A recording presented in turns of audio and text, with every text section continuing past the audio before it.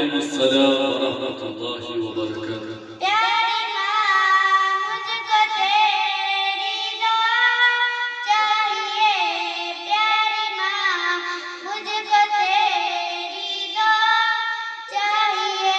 तेरी आंचल की ठंडी हवा चाहिए, लोरी गा गा के मुझे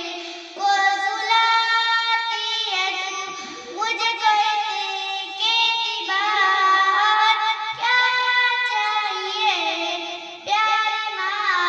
मुझको तेरी दुआ चाहिए,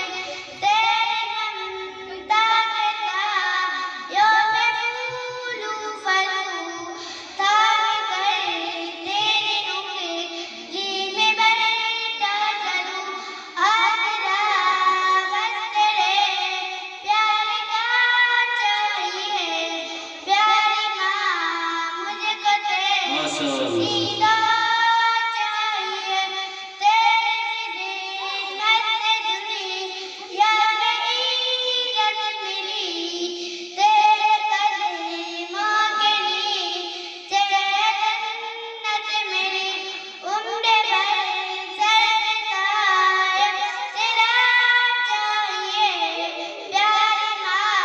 मुझको तेरी दुआ चाहिए, प्यारी माँ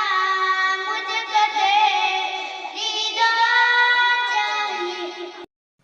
इसी तरह की और वीडियोस पाने के लिए एजाज हाशमी नदवी को सब्सक्राइब करें।